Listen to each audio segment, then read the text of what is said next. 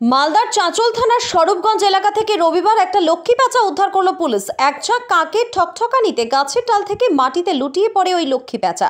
পাশেই বিহার সীমানায় নাকা পয়েন্ট চাঁচল থানার পুলিশ উদ্ধার করে থানায় আনে।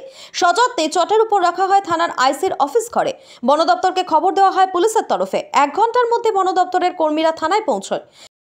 আইন অনুযায়ী বন দপ্তরকে ওই লক্ষ্মী প্যাঁচাটিকে হস্তান্তর করা হয় চাঁচল থানার পুলিশের তরফে। লক্ষ্মী প্যাঁচাটিকে এক ঝলক দেখতে কর্তব্যরত পুলিশ কর্মীদের মধ্যেও উচ্ছ্বাস লক্ষ্য করা যায়। কেউ কেউ ছবি তুলতেও ব্যস্ত ছিলেন। চাঁচল রেঞ্জের ফরেস্ট হোমগার্ড অশোক কুমার দাস বলেন, ওই লক্ষ্মী প্যাঁচার ওজন প্রায় 300 গ্রাম। আদিনা ফরেস্টে নিয়ে গিয়ে তাকে ছেড়ে দেওয়া হবে। Bureau report, RM Bangla. আরও আপডেট থাকতে আমাদের ভিডিও শেয়ার ও ফেসবুক পেজটিকে লাইক করে ফলো করে দিন। আমরা খবর পেলাম যে চাঁচল থানা একটা পেঁচা ধরে রেখেছে, দিয়ে আমাদের বন দপ্তরকে খবর দেয়, দিয়ে আমরা পেঁচাটাকে উদ্ধার করে নিয়ে যাই।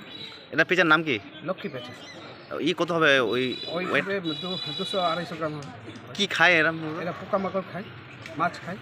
এখন যে নিয়ে আছেন কি করবেন, কোথায় নিয়ে যাবেন? নিয়ে গিয়ে আমরা আদিনা ফরেস্টে ছেড়ে দেবো। তো এই প্রায় হ্যাঁ, শীতকালীন হলে এরা সব রাত্রে বের হয়ে ইয়ে করতে খাওয়ার এটা তো চুরাই পাখি রাত্রেই বের হয়। আপনার নাম? অশোক কুমার দাস, কি দায়িত্ব রয়েছেন? FG forest.